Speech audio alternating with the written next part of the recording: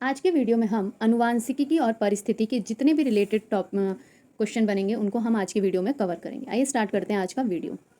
पहला पॉइंट है, आनुवांशिकी लक्षणों में पीढ़ी दर पीढ़ी संचरण की विधियां और कारणों के अध्ययन को ही आनुवांशिकी की जेनेटिक्स कहते हैं। ठीक है। आनुवांशिकी का पिता ग्रेगर मेंडल को कहा जाता है। किसे कहा जाता है? ग्रेगर मेंडल को आनुवांशिकी का पिता कहा जाता है। सर्वप्रथम जेनेटिक शब्द का उपयोग डब्ल्यू वॉटसन ने 1905 में किया था। डब्ल्यू वॉटसन ने कब किया था? 1905 में किया था। आनुवांशिकी की संबंधी प्रयोग के लिए सर्वप्रथम मेंडल ने मटर के पौधे का उपयोग किया था। सबसे पहले किसने? मेंडल ने मटर के पौधे को चुना था आनुवांशिकी संबंधी प्रयोग के लिए। हीमोफीलिया जो रोग है वो पुरुषों में पाया जाने वाला आनुवांशिक रोग है और जिसमें खून जो होता है वो थक्का नहीं बनाता है। आनुवांशिकी रोग रंगवर्धनता कलर ब्लाइंडनेस को 1911 में विल्सन ने खोजा था। कलर ब्लाइंडनेस को किसने खोजा था? तो कलर ब्लाइंडनेस को 1911 में विल्सन ने खोजा था और इसे डॉल्टन रोग भी कहा जाता है। रंगवर्धनता को डॉल्टन रोग भी कहा जाता है। वर्धनता रोग में रोगी लाल और हरा रंग नहीं पहचान पाता है। कौन सा रंग नहीं पहचान पाता है? लाल और हरा रंग नहीं पहचान पाता है। लाल और हरा रंग। रासायनिक दृष्टि से जीन डीएनए का एक प्रारूप है। इसे आनुवांशिकी की मूल इकाई कहते हैं। रासायनिक दृष्टि से जो जीन है वो डीएनए का एक प्रारूप है और इसे आनुवांशिकी की मूल इकाई कहते हैं। गुणसूत्र क्रोमोसोम जो होते हैं वो सर्वप्रथम हॉफमिस्टर ने क्रोमोसोम की खोज किसने की थी? हॉफमिस्टर ने 1848 में माइक्रोस्कोप के द्वारा देखा था। गुणसूत्र को सबसे पहले किसने देखा था? तो हॉफमिस्टर ने देखा था। गुणसूत्र को सर्वप्रथम हॉफमिस्टर ने 1848 में माइक्रोस्कोप के द्वारा देखा था। गुणसूत्र का नामकरण डब्ल्यू वाडलेयर ने 1888 में किया था। नामकरण किसने किया था गुणसूत्र का? क्रोमोसोम का नामकरण डब्ल्यू वाडलेयर ने किया था। नेक्स्ट है, गुणसूत्र के अंदर डीएनए प्रोटीन पाया जाता है। क्रोमोसोम के अंदर क्या पाया जाता है? डीएनए प्रोटीन पाया जाता है जिसे क्रोमेटिन कहा जाता है। गुणसूत्र का निर्माण क्रोमेटिन से होता है। गुणसूत्र का निर्माण किससे होता है? क्रोमेटिन से। और क्रोमोसोम के अंदर डीएनए प्रोटीन पाया जाता है और जब ये डीएनए प्रोटीन पाया जाता है इसी को हम क्रोमेटिन कहते हैं और क्रोमेटिन का निर्माण गुणसूत्र से ही होता है। नेक्स्ट है, मनुष्य में क्रोमोसोम की संख्या 46 मतलब 23 जोड़ी होती हैं जिसमें 22 जोड़ा समान और अंतिम एक जोड़ा असमान होता है। अंतिम एक जोड़ा पुरुष में पाया जाएगा XY और महिला में पाया जाता है XX। यही दो अलग जोड़ा पाया जाता है, बाकी ये 22 जोड़े जो होते हैं वो समान होते हैं। डीएनए की मात्रा को पिकोग्राम में मापा जाता है। जो डीएनए की मात्रा होती है उसको हम पिकोग्राम में मापते हैं।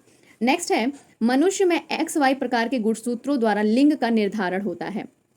XY प्रकार के गुणसूत्रों द्वारा लिंग का निर्धारण होता है जो पुरुषों में होता है। नेक्स्ट, स्त्रियों में लिंग युग्म को XX चिन्ह से तथा पुरुष में XY चिन्ह से प्रदर्शित करते हैं। XX तथा XY विधि की खोज विल्सन और स्टीव वेंस द्वारा की गई थी। XX और XY विधि की खोज किसके द्वारा? विल्सन और स्टीव वेंस के द्वारा की गई थी। विल्सन और स्टीव वेंस के द्वारा की गई थी। नेक्स्ट है, हेन किंग ने सर्वप्रथम X गुणसूत्र की खोज किसने की थी? तो X गुणसूत्र की खोज हेन किंग ने की थी X गुणसूत्र की खोज। कैंसर उत्पन्न करने वाली जीन कौन सी है? तो ओकोजीन जो है वो कैंसर उत्पन्न करने वाली जीन है। कैंसर उत्पन्न करने वाली जीन कौन सी है? तो ओकोजीन जो है वो कैंसर उत्पन्न करने वाली जीन है। जीन शब्द का सर्वप्रथम प्रयोग जोहान्स ने 1909 में किया था। जीन शब्द का सबसे पहले प्रयोग किसने किया था? जोहान्स ने। कब किया था? तो 1909 में किया था। पहले कृत्रिम जीन का निर्माण हरगोविंद खुराना ने 1970 में east alanine tRNA transfer RNA के लिए किया था। हरगोविंद खुराना ने कृत्रिम जीन का निर्माण 1970 में किया था। किस लिए किया था? ट्रांसफर RNA के लिए किया था। डीएनए एक आनुवांशिक पदार्थ है और इसका प्रमाण ग्रिफिथ द्वारा प्रस्तुत किया गया है। इसका प्रमाण किसके द्वारा? ग्रिफिथ के द्वारा प्रस्तुत किया गया है। और मनुष्य में 23 जोड़ी गुणसूत्रों के कारण ही पुरुष और स्त्री का विकास होता है। मनुष्य में 23 जोड़ी के गुणसूत्रों के कारण ही पुरुष और स्त्री का विकास होता है। आनुवांशिकी नाम का उपयोग सर्वप्रथम डब्ल्यू वॉटसन ने कब किया था? आनुवांशिकी शब्द का उपयोग तो डब्ल्यू एंड वॉटसन ने 1905 में किया था। कब किया था? 1905 में। गैमेट की शुद्धता के नियम का प्रतिपादन किसने दिया था? तो गैमेट की शुद्धता का नियम का प्रतिपादन मेंडल ने दिया था। किसने दिया था? मेंडल ने दिया था। नेक्स्ट है, प्रयोगशाला में सर्वप्रथम डीएनए का संश्लेषण किसने किया था? तो डीएनए का संश्लेषण सबसे पहले हरगोविंद खुराना ने किया था। आनुवांशिकी उत्परिवर्तन क्रोमोसोम में होता है। अनुवांशिकी उत्परिवर्तन किस में होता है? तो क्रोमोसोम में होता है। अनुवांशिकी उत्परिवर्तन क्रोमोसोम में होता है। जब तक जीव द्वारा 2 या 2 से अधिक भिन्न लक्षणों का नियंत्रण होता है तो यह घटना प्लियोट्रॉपी कहलाती है। प्लियोट्रॉपी क्या कहलाती है? तो प्लियोट्रॉपी जो होता है, जब तक जीव द्वारा 2 या 2 से अधिक भिन्न लक्षणों का नियंत्रण होता है, जीव द्वारा 2 या 2 से अधिक भिन्न लक्षणों का नियंत्रण होता है तो यह घटना प्लियोट्रॉपी कहलाती है। नेक्स्ट है, हृदय का पहला प्रतिस्थापना डॉक्टर क्रिश्चियन बर्नार्ड द्वारा किया गया था। प्रतिस्थापना, हृदय का पहला प्रतिस्थापना ट्रांसफर किसने किया था? क्रिश्चियन बर्नार्ड द्वारा। क्रिश्चियन बर्नार्ड द्वारा किया गया। किसके द्वारा किया गया? क्रिश्चियन बर्नार्ड के द्वारा किया गया। डीएनए की संरचना को सबसे पहले वाटसन एंड क्रिक ने रेखांकित किया था। डीएनए की संरचना को सबसे पहले वाटसन एंड क्रिक ने रेखांकित किया था। और डीएनए का डबल हेलिक्स मॉडल वाटसन और क्रिक ने दिया था। Double helix model Watson and Crick ने दिया था और डीएनए की संरचना का सबसे पहले वाटसन एंड क्रिक ने ही रेखांकित भी किया था। मनुष्य में पुरुष का Y और स्त्री में X क्रोमोसोम के मिलने से बालक का जन्म होता है। जीव विज्ञान की वह शाखा जिसके अंतर्गत जीवधारियों उनके वातावरण में पारस्परिक संबंधों का अध्ययन करते हैं पारिस्थितिकी कहलाते हैं। यहाँ से पारिस्थितिकी का स्टार्ट हो गया। तो क्या? जीव विज्ञान की वह शाखा जिसके अंतर्गत जीवधारियाँ उनके वातावरण के पारस्परिक संबंधों का अध्ययन करते हैं पारिस्थितिकी कहलाते हैं। प्रकाश के द्वारा पौधे प्रकाश संश्लेषण विधि द्वारा अपना भोजन पकाते हैं। जो प्रकाश के द्वारा जो पौधे होते हैं वो प्रकाश संश्लेषण विधि के द्वारा अपना भोजन बनाते हैं। प्रकाश संश्लेषण के द्वारा अपना भोजन बनाते हैं। ताप बढ़ने पर पौधों में वाष्पो उत्सर्जन क्रिया बढ़ जाती है। अगर ताप बढ़ेगा तो वाष्पो उत्सर्जन की क्रिया भी बढ़ जाती है। ताप बढ़ेगा तो वाष्पो उत्सर्जन की क्रिया भी बढ़ जाएगी। वायुमंडल में जल वाष्प उपस्थिति होने के कारण वायु नमी रहती है। वायुमंडल में जल वाष्प अगर उपस्थित होगा तो उसमें क्या होगा कि वायु नमी रहती है उसमें। प्रकाश संश्लेषण की क्रिया नीले रंग के प्रकाश में कम और लाल रंग के प्रकाश में अधिक होती है। जो प्रकाश संश्लेषण की क्रिया होगी वो नीले रंग में क्या होती है? कम होती है। नीले रंग में कम होती है और लाल रंग के प्रकाश में क्या होता है? अधिक होता है। नेक्स्ट है, आर्द्रता का संबंध वाष्पो उत्सर्जन से होता है। आर्द्रता का संबंध किससे होता है? तो आर्द्रता का संबंध पूछेगा तो वाष्पो उत्सर्जन से होता है। नेक्स्ट है, वाष्पो उत्सर्जन कम होने पर आर्द्रता अधिक होती है। अगर वाष्प उत्सर्जन कम तो आर्द्रता अधिक। ये क्या चलता है? इन्वर्सली प्रोपोर्शनल चलता है कि वाष्प उत्सर्जन कम होगा तो आर्द्रता अधिक होगी। जैविक क्रिया के लिए औसत 10 डिग्री सेल्सियस से 45 डिग्री तक ताप आवश्यक होता है। जैविक क्रिया के लिए क्या होता है? तो जैविक क्रिया के लिए क्या होता है? तो 10 डिग्री सेल्सियस से 45 डिग्री तक ताप आवश्यक होता है। 45 डिग्री तक क्या होता है? आवश्यक होता है। नेक्स्ट है, पादप और जंतुओं को मिलाकर जैविक घटक बनता है। पादप और जंतु मिला देंगे तो क्या बन जाएगा? जैविक घटक बन जाएगा। नेक्स्ट है, किसी स्थान पर पाए जाने वाले किसी जीव समुदाय का वातावरण से तथा अन्य पारिस्थितिकी समुदाय से परस्पर संबंध को पारिस्थितिकी तंत्र इकोसिस्टम कहते हैं। इकोसिस्टम किसे कहते हैं? तो इकोसिस्टम की बात कर रहा है तो किसी स्थान पर पाए जाने वाले किसी जीव समुदाय का वातावरण से तथा अन्य पारिस्थितिकी समुदाय से परस्पर संबंध को, ठीक है, उसी को हम क्या बोलते हैं? इकोसिस्टम। पारिस्थितिकी तंत्र का प्रयोग सर्वप्रथम किसने किया था? ट्रांसले ने 1935 में किया था। पारिस्थितिकी इकोसिस्टम का प्रयोग किसने किया था? सबसे पहले ट्रांसले ने किया था। कब? 1935 में। पारिस्थितिकीय अनुसंधान एवं परीक्षण केंद्र बेंगलोर में है। क्या है? पारिस्थितिकीय अनुसंधान और परीक्षण केंद्र कहाँ पर है? बेंगलोर में है। नेक्स्ट है, कार्बनिक पदार्थ, अकार्बनिक पदार्थ, जल, ताप, प्रकाश इत्यादि अजैविक घटक हैं। अजैविक घटक कौन कौन से होंगे? तो कार्बनिक पदार्थ, अकार्बनिक पदार्थ, जल और ताप, प्रकाश। कार्बनिक, अकार्बनिक, जल, ताप और प्रकाश, ये सब क्या है? अजैविक घटक हैं। ये सब क्या है? अजैविक घटक। नेक्स्ट है, रेगिस्तान या स्टेपी में उगने वाले पौधे को जीरोफाइट कहते हैं। रेगिस्तान या स्टेपी में उगने वाले पौधे को जेरोफाइट्स कहा जाता है और दलदल में उगने वाले पौधों को हिलोफाइट्स। दलदल में उगेगा तो हिलोफाइट्स, दलदल में फंस गए तो हिलो भाई तभी निकलेंगे। रेगिस्तान या स्टेपी में उगने वाले पौधे को जेरोफाइट्स कहते हैं। ठीक है, रेगिस्तान और स्टेपी, रेगिस्तान मतलब वहाँ पे पानी जीरो मिलता है तो मतलब वहाँ पे जीरोफाइट्स। पौधे कैसे होते हैं? जीरोफाइट्स। और दलदल से उगने वाले पौधे को हिलोफाइट्स। ओजोन परत सूर्य से आने वाली हानिकारक पराबैंगनी कीड़ों को अवशोषित करता है। ओजोन परत किसको अवशोषित करता है? पराबैंगनी कीड़ों को। पराबैंगनी कीड़ों से आंखों तथा प्रतिरक्षी तंत्र को नुकसान पहुंचता है। ठीक है, प्रतिरक्षी तंत्र को नुकसान पहुंचता है। रेफ्रिजरेटर, रेफ्रिजरेटर, अग्निशमन यंत्र और एरोसोल स्प्रे में उपयोग किए जाने वाले क्लोरोफ्लोरोकार्बन द्वारा ओजोन परत का ह्रास होता है।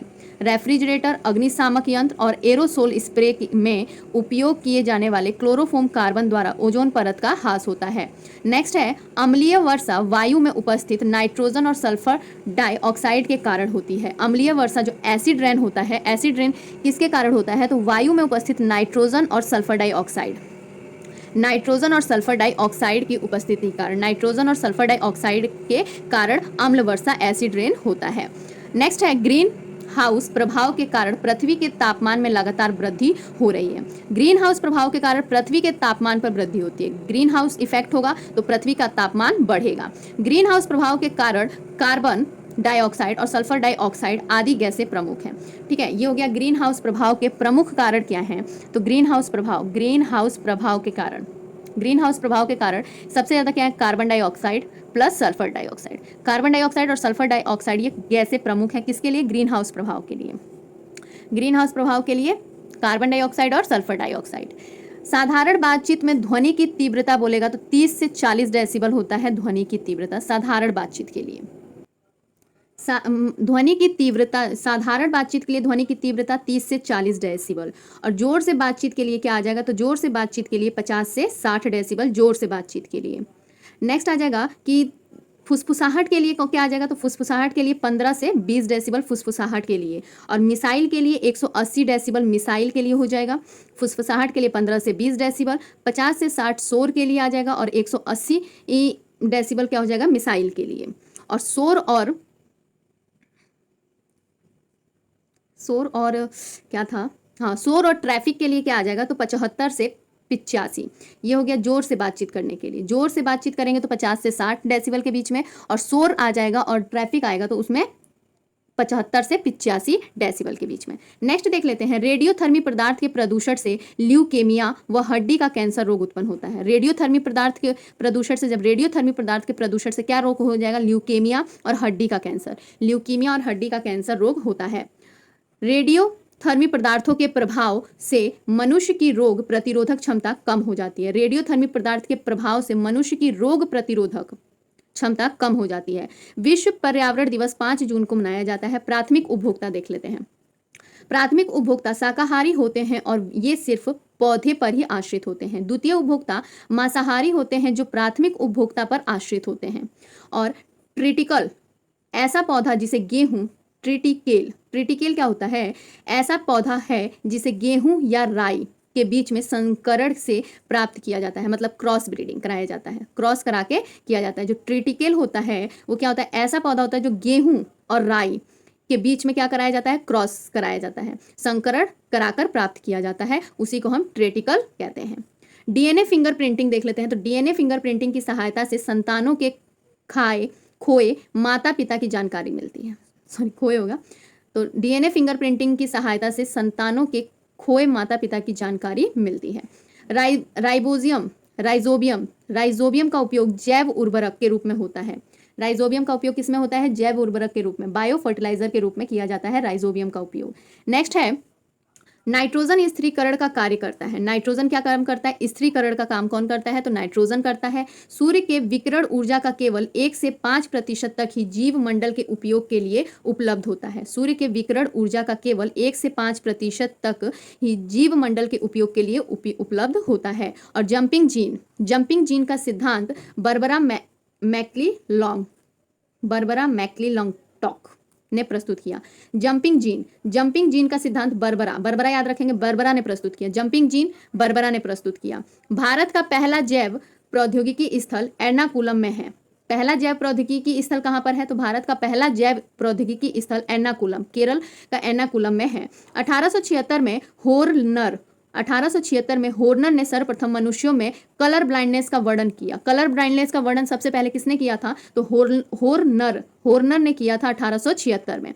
लास्ट है, जे.ई. पुलकिंजे ने 1839 में सर्वप्रथम जीव द्रव्य प्रोटोप्लाज्म का प्रयोग किसने किया था? तो पुलकिंजे ने किया था। कब किया था? तो 1839 में किया था। 1839 में सर्वप्रथम जीव द्रव्य प्रोटोप्लाज्म का उपयोग किया था। किसने? पुलकिंजे ने किया था। ये क्वेश्चन हमने देख लिया इस पीढ़ी का अनुवांशिकी और पारिस्थितिकी से हमने ये चैप्टर को देख लिया, टॉपिक को हमने कवर किया और इस टॉपिक से रिलेटेड अभी क्वेश्चन करेंगे हम इसी वीडियो में आगे। अब हम क्वेश्चन करेंगे जो हम अनुवांशिकी और पारिस्थितिकी से रिलेटेड जितने क्वेश्चन बनेंगे उसमें हम इस वीडियो में कवर कर लेते हैं सारा।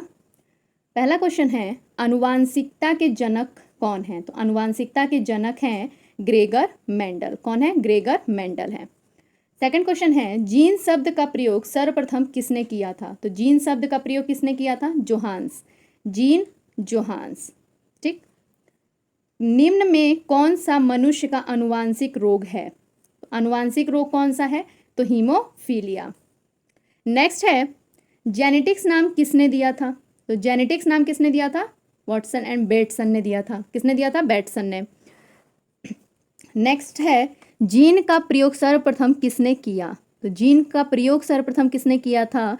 तो ऑप्शन नंबर हो जाएगा सी, जोहान्स ने किया था। पुरुष जीन संगठन होता है, तो पुरुष जीन संगठन क्या होता है? X Y. गैमेट की शुद्धता का नियम का प्रतिपादन किसने किया था? तो गैमेट की शुद्धता का नियम का प्रतिपादन मेंडल ने किया था। किसने किया था? मेंडल ने किया था। नेक्स्ट है प्राथमिकता उपभोक्ता होता है, तो प्राथमिकता उपभोक्ता क्या होता है? तो शाकाहारी होता है। और द्वितीय उपभोक्ता होता है मांसाहारी होता है द्वितीय उपभोक्ता।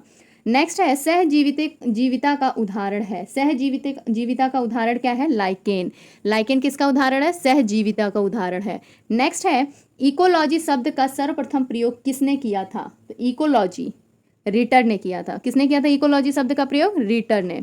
नेक्स्ट वातावरण एवं जीवों के संबंध के अध्ययन को कहते हैं, तो वातावरण और जीवों के संबंध के अध्ययन को क्या बोलते हैं? तो पारिस्थितिकी बोलते हैं, इकोसिस्टम बोलते हैं। नेक्स्ट है जीव बने होते हैं, जीन किसके बने होते हैं? जीन तो डीएनए के बने होते हैं जीन। लाइकेन सहजीवी पाए जाते हैं, तो लाइकेन सहजीवी पाए जाते हैं किसके? तो शैवाल और कवक में पाए जाते हैं। नेक्स्ट है सार्गेसो समुद्र का नाम पड़ा, सार्गेसो समुद्र का नाम किसके नाम पर पड़ा? तो ऑप्शन नंबर सी हो जाएगा शैवाल के कारण। शैवाल के कारण ही सार्गेसो का नाम समुद्र पड़ा। ठीक है। ऊर्जा का पिरामिड होता है, तो ऊर्जा का पिरामिड कैसा होता है? हमेशा सीधा होगा। ऊर्जा का पिरामिड कैसा होता है? सीधा। नेक्स्ट है निम्न में से कौन अजैविक कारक है? तो अजैविक कारक कौन से हैं निम्न में से? डी, जल, कार्बोहाइड्रेट और ताप, तीनों अजैविक कारक हैं।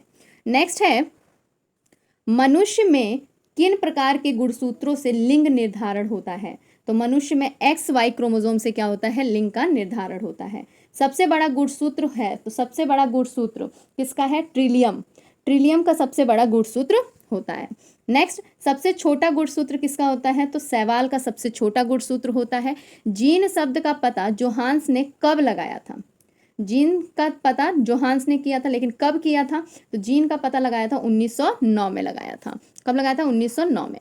नेक्स्ट है डीएनए की क्रियात्मक इकाई है, तो डीएनए की क्रियात्मक इकाई क्या है? तो जीन।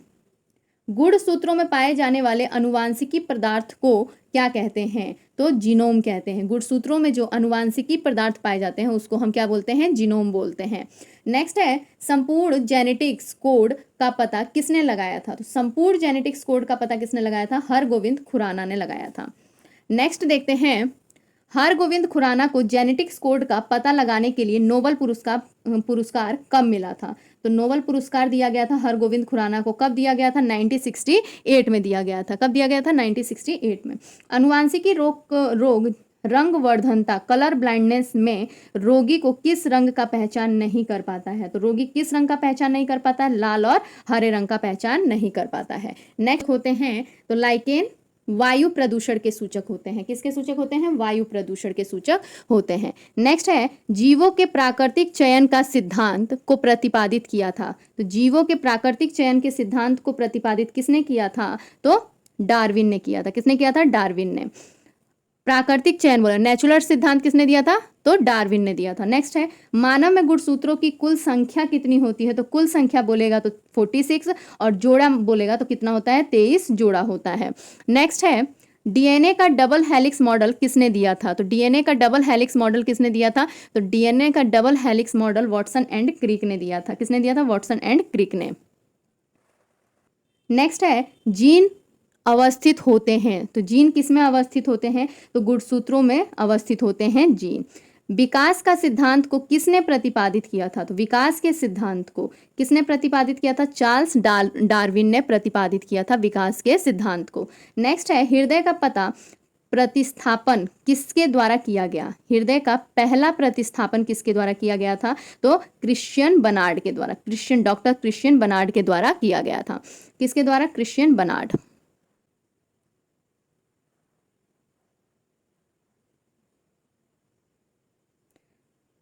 वंशागति के नियमों के अध्ययन को क्या कहा जाता है, तो वंशागति के नियमों के अध्ययन को अनुवांशिकी जेनेटिक्स कहा जाता है।